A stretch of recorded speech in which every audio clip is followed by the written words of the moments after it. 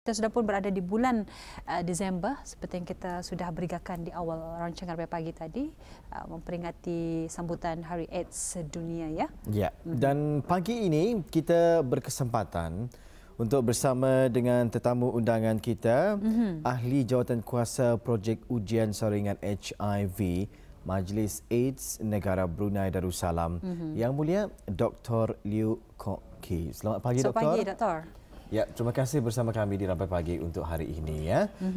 Memperkatakan dan juga membincangkan berkenaan dengan sambutan Hari AIDS Sedunia ya. Dan kita mengetahui 1 Disember ya, setiap tahun seluruh dunia, bukan saja di negara Brunei Darussalam, merupakan Hari AIDS Sedunia ya. Kita sama-sama memperingatinya dan ini adalah hasil usaha juga dari pelbagai pihak ya untuk memberikan kesedaran di kalangan masyarakat berkenaan dengan AIDS ini ya. Jadi sebagai mukadimah awal ruangan wawancara kita ya. Jadi mungkin boleh doktor menjelaskan mengenai dengan sambutan Hari AIDS Sedunia ini. Dan kita ingin mengetahui mengapa sebenarnya ia perlu diadakan setiap tahun. Okey. So Hari AIDS Sedunia ini disambut setiap 1 hari bulan Disember di seluruh dunia untuk meningkatkan kesedaran mengenai jangkitan HIV dan penyakit AIDS serta langkah-langkah pencegahan dan rawatan ke arah mengakhiri epidemik jangkitan HIV ini menjelang tahun 2030. Ia juga satu platform untuk semua pihak berkepentingan seperti kerajaan, profesional kesihatan, pertubuhan bukan kerajaan untuk mengingatkan komitmen mereka dalam usaha menandangi jangkitan HIV dan penyakit AIDS. So jadi tema Hari AIDS Sedunia pada tahun ini ialah perpaduan sejagat tanggungjawab bersama. Jadi apa maksud di sebalik tema Hari AIDS Sedunia, perpaduan sejagat tanggungjawab bersama ini? So perpaduan WHO ada satu strategi untuk cuba mengakhiri epidemik HIV jangkitan HIV pada tahun 2030. So strateginya ialah untuk memastikan 90% orang yang ada jangkitan HIV menjalani ujian. Daripada 90% itu 90% mesti mendapat rawatan. Dan dalam 90% itu lagi 90% mesti mencapai tahap rawatan yang maksimum supaya mereka dapat menjalani kehidupan seperti biasa. Ya, so jadi kuman kami panggil kuman virus HIV itu tidak menurunkan ke tahap yang minimum. So strategi itu dikenal sebagai strategi 90-90-90. So dengan strategi ini WHO ingin mengakhiri epidemik jangkitan HIV ini menjelang tahun 2030. Itu mission kami lah. Jadi maksudnya di sini dengan mendapat rawatan yang rapi ya, ianya boleh menurunkan apa tu kekuatan virus HIV itu sehingga ke tahap bilangan kuman HIV itu di dalam tubuh manusia. Di dalam tubuh manusia. Ya, jadi sebelum kita ingin mengetahui lebih lanjut mengenai dengan apa itu AIDS ataupun HIV itu, mungkin kita juga difahamkan yang mana statistik Kementerian Kesihatan juga melalui akhbar tempatan kita ni, yang mana telah maklumkan bahawa ianya mencatatkan lebih 70 orang ya di negara ini dijangkiti HIV, iaitu antara tahun 2018 hingga tahun 2019 ya. Dan jumlah berkenaan 90% adalah dalam kalangan lelaki. Jadi mungkin dapat diterangkan mengenainya, Doktor. Terus Pada masa ini saya ada statistik sehingga tahun 2019 saja, sebab Kementerian Kesihatan belum lagi mengumumkan, belum ada statistik yang untuk tahun 2020. So statistik yang saya ada pada hari ini ialah setakat 2019 saja. So sejak kes pertama yang kami ada pada tahun 1986, setakat hari ini sampai tahun 2019, seramai 289 orang telah disahkan dijangkiti HIV di Brunei Darussalam. Dan seramai 218 orang masih hidup dengan HIV di Brunei pada 2019. Majoriti kes HIV, jangkitan HIV di Brunei ini adalah dari kalangan lelaki, kira-kira 90% adalah lelaki. Dan tahun-tahun kebelakangan ini, sejak tahun 2015, so kami ada nampak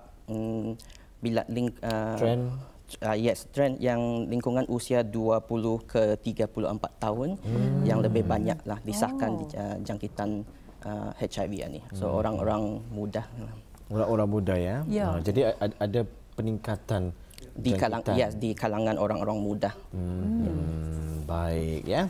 Jadi untuk audio yang baru saja mengikuti, kita bersama dalam satu ruangan wawancara memperkatakan mengenai dengan sambutan Hari AIDS Sedunia. Penting juga sebenarnya untuk kita ketengahkan ya dalam rancangan Rampai Pagi ini untuk sama-sama memberikan kesedaran kepada orang ramai mengenai dengan AIDS ya ataupun HIV ini. Jadi audio belum mengetahui, mungkin doktor boleh mengongsikan kepada kita ni apa sebenarnya AIDS ini dan apa dia HIV ini.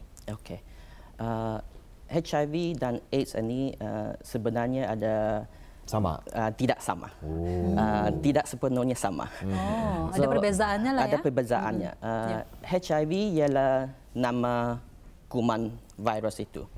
Nama kuman virus itu dinama HIV atau Human Immunodeficiency Virus atau nama kuman virus itu. Dan setelah seseorang dijangkiti kuman HIV, ia akan dinamakan jangkitan HIV. So jangkitan HIV tidak semestinya bermaksud orang itu ada AIDS. Ya. So AIDS, penyakit AIDS ialah satu peringkat jangkitan HIV yang mana seseorang yang ada jangkitan HIV itu tidak mendapat rawatan. Kalau tidak mendapat rawatan, kuman HIV ini akan merosakkan, menyerang sistem imun sistem. Kekebalan tubuh badan. Imun sistem. Dan kalau tidak mendapat rawatan, di peringkat akhir akan menjadi penyakit AIDS. Jadi maksudnya seseorang yang mengidap AIDS memang di dalam tubuhnya ada HIV virus ini. Lurus. Betul, sebab AIDS satu ialah peringkat terakhir jangkitan HIV. Tanpa rawatan kalau tidak ada jika rawatan. Tidak ada rawatan, ianya adalah peringkat terakhir ya. Jadi mereka yang di peringkat akhir AIDS ini adakah boleh diturunkan lagi virus HIV di dalam tubuh badan? Biasanya kalau seseorang itu sudah mencapai peringkat AIDS, penyakit AIDS, ia agak susah untuk kami merawat lagi. Sebab kenapa ia dinamakan peringkat terakhir jangkitan HIV? Sebab sistem imun badan sudah kira macam rosak sudah. Sebab ia di peringkat akhir itu seseorang yang ada AIDS satu senang mendapat jangkitan-jangkitan yang lain. Walaupun jangkitan ringan? Ya, walaupun jangkitan ringan seperti batuk demam sesma yang biasa, jangkitan paru-paru, boleh membunuh seseorang yang ada AIDS. Okey, baik. Ya, setakat ini vaksin? Setakat ini tidak ada, belum ada lagi vaksin untuk mencegah jangkitan HIV ini.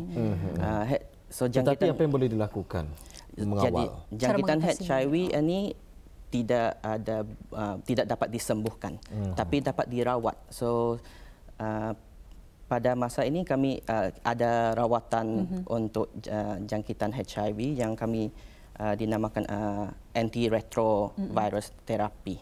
Yeah. So ialah ubat-ubat untuk mengurangkan bilangan kuman HIV di dalam badan ke tahap yang minimum. So orang-orang yang ada jangkitan HIV yang mendapat rawatan anti-retroviral therapy ini boleh hidup seperti orang biasa kalau ia mendapat rawatan atau perpanjangan masa. Itulah tadi ya, seperti yang telah dinyatakan pada masa ini memang tidak ada penawar ya untuk HIV dan juga sindrom kurang daya tahan penyakit ini. Jadi sekiranya seperti yang telah dimaklumkan daripada doktor, sekiranya individu ini telah dijangkiti HIV ataupun virus tersebut, ianya tidak dapat disingkirkan sama sekali dari tubuh badan individu berkenaan. Memang satu yang cukup penyakit ini membimbangkan sebetulnya. Samalah ya, sekali kena diabetes, selama-lamanya lah akan berdamping dengan diabetes ini ya. Begitulah ya juga dengan AIDS dan juga HIV ini ya. Betul sekali. Jadi kita ingin mengetahui juga ni apakah sebetulnya simptom-simptom bagi seseorang itu mengidap AIDS ini, penyakit AIDS ini. Okey.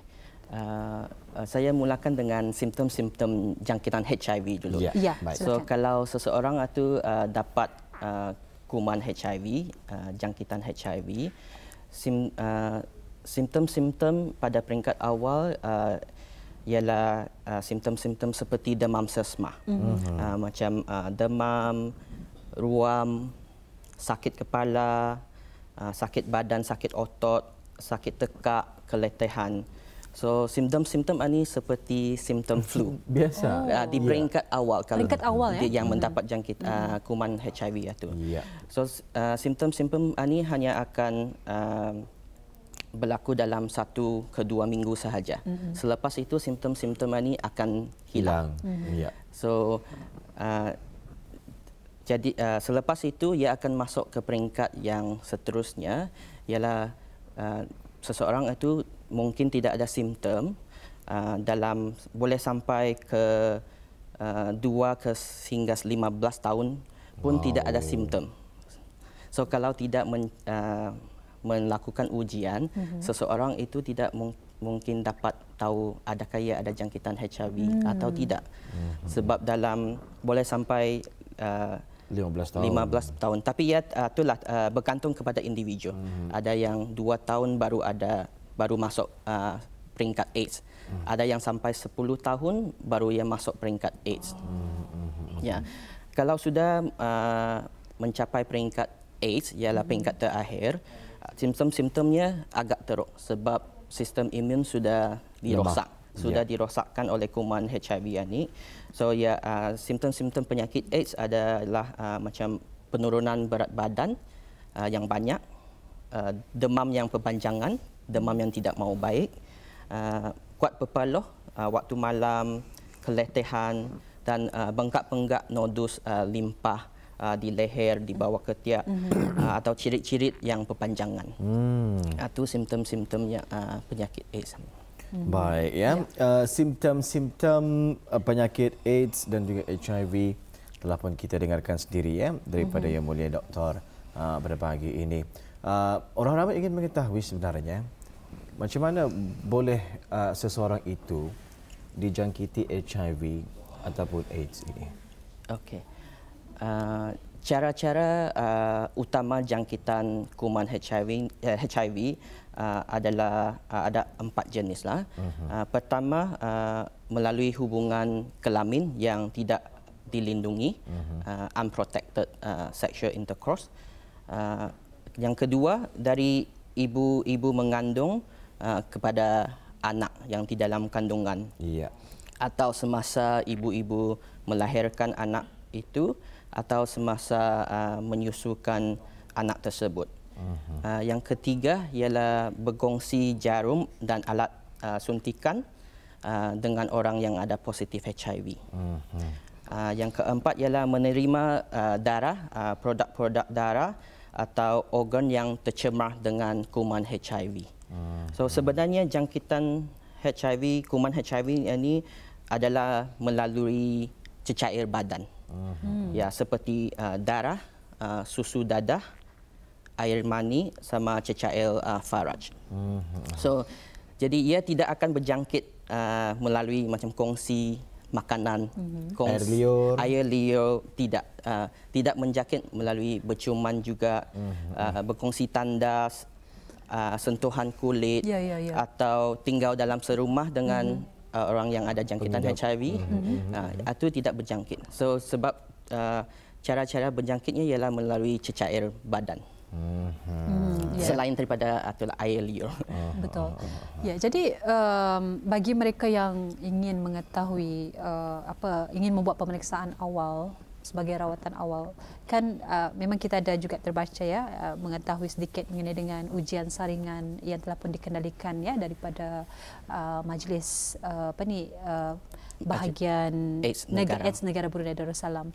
Jadi mungkin bagaimana prosesnya ni, Doktor, daripada awal bagi mereka yang ingin membuat ujian tersebut?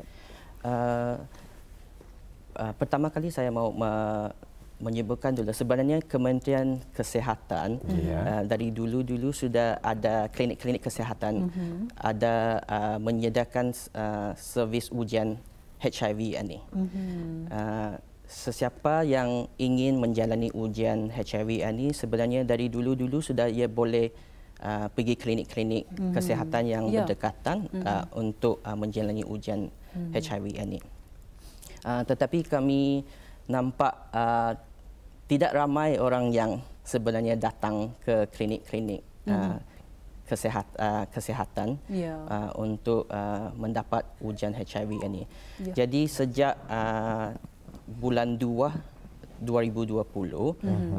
Majlis AIDS Negara Brunei Darussalam kami memulakan ujian saringan AIDS percuma yang dinamakan rapid HIV test.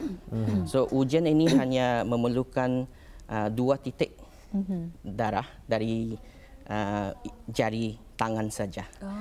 So keputusannya akan keluar dalam 10 minit pada masa seseorang datang menjalani ujian HIV ini.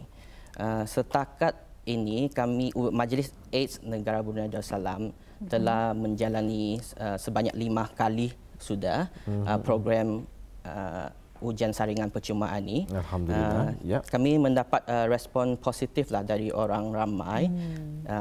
Dalam 5 kali sesi ini kami telah ada sebanyak 104 ujian rapid HIV test ini yang telah kami jalani.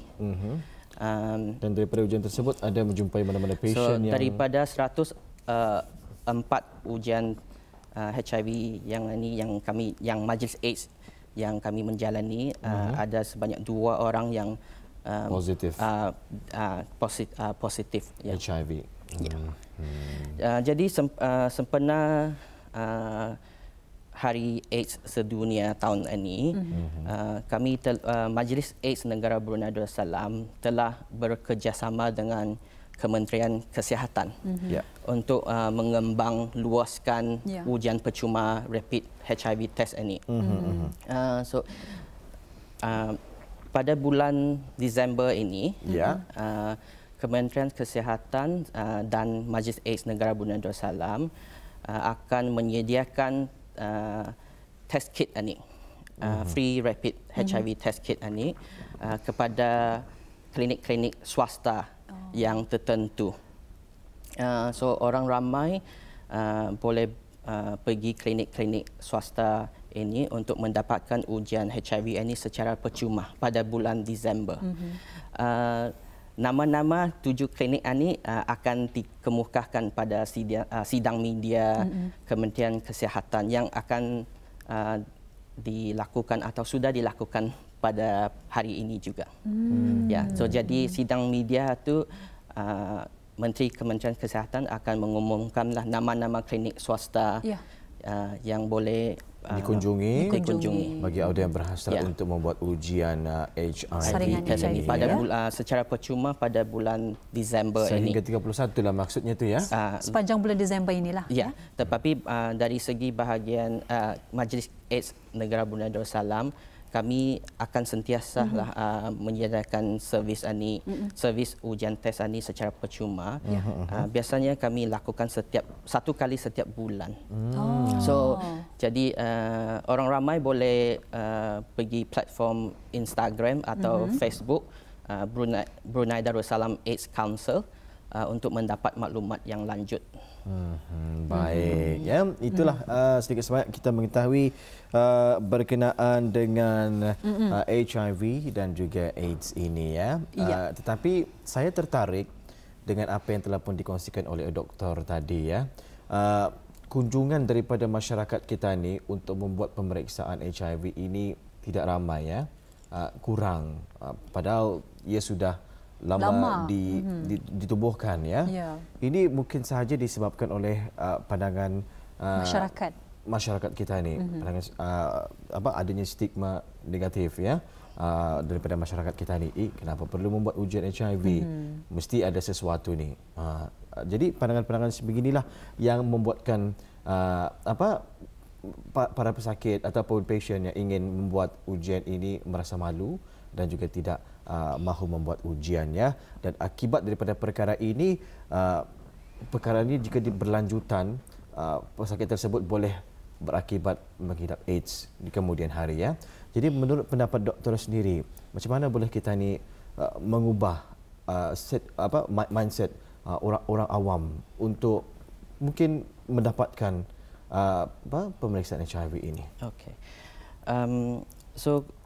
Jadi kami mesti mengurangkan stigma lah terhadap jangkitan HIV ini. Kami mesti menganggap ujian HIV ini sebagai pemeriksaan kesihatan yang dibuat seperti pemeriksaan kesihatan yang lain. Sebab jangkitan HIV ini ialah jangkitan virus. So seperti jangkitan virus hepatitis B, jangkitan virus hepatitis C yang juga boleh menjangkit melalui cecair badan. So jadi kami mesti menganggap ujian HIV ini sebagai pemeriksaan kesihatan yang seperti orang ramai kenapa lakukan. Jadi maksudnya di sini anggap saja itu adalah pemeriksaan kesihatan biasa ya, untuk mengenal pasti dengan lebih cepat dan juga awal jika seseorang itu mengidap HIV ini ya. Begitu juga ceritanya dengan mereka yang mengidap darah tinggi, diabetes ya, kolesterol. Jika mereka dapat mengetahui lebih awal, ada rawatannya. Betul. Ada tindakan-tindakan yang boleh mereka ambil ya untuk mengurangkan permasalahan yang dihadapi ini, doktor ya. Betul sekali. Jadi usah khawatir sebetulnya ya. Jadi buat saja pemeriksaan.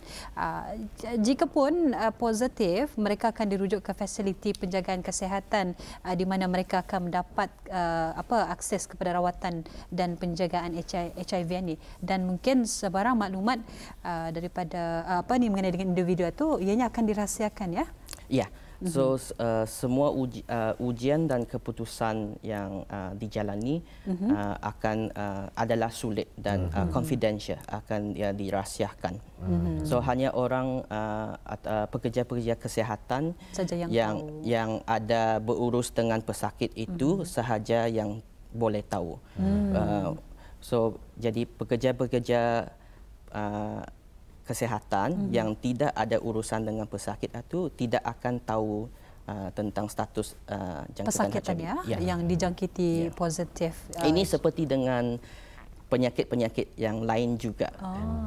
Ini jadi sesiapa yang tidak ada urusan dengan pesakit itu tidak sepatutnya sama tidak boleh tahu dengan status kesihatan Jadi yang penting sekali ianya tidak didedahkan lah ya. Memang tidak didedahkan. Jadi ianya adalah sulit.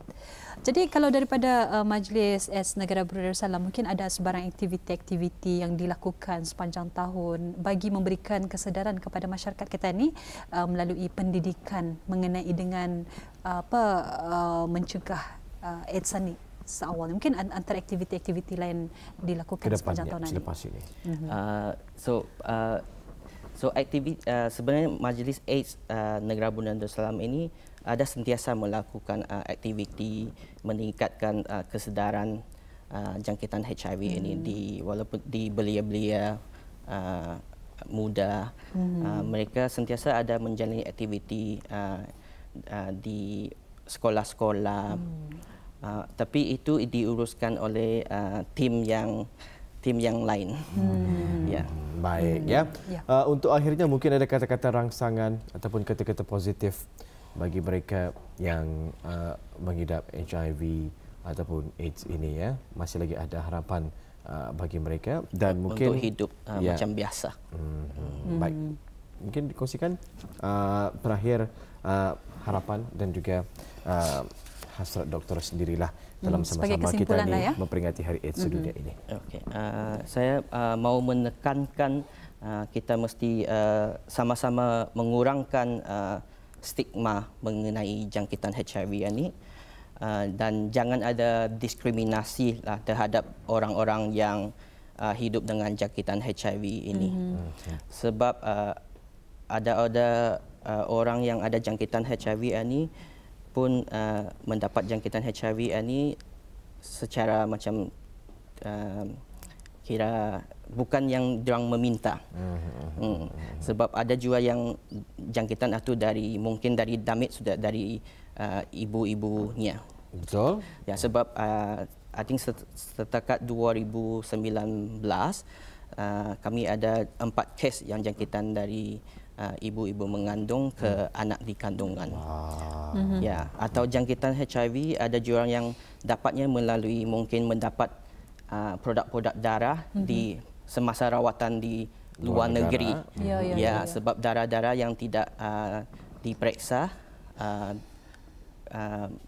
dengan teliti, macam di negara-negara yang tidak maju lah.